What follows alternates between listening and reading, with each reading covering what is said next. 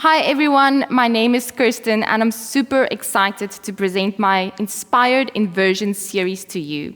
So if you've ever wanted to learn how to do a proper handstand, how to fall out of a handstand or any inversion, then this is the series for you. I will be moving from dolphin pose in the first 2 classes to headstand, tripod headstand as well as forearm headstand in the next 2 classes.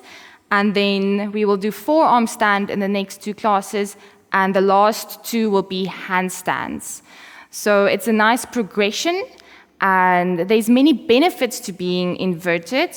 This includes better blood flow, better circulation to the brain, you can think better, your emotions are lifted, it's a mood booster, it's an immunity booster, and there's many more benefits that you will discover once you have been upside down.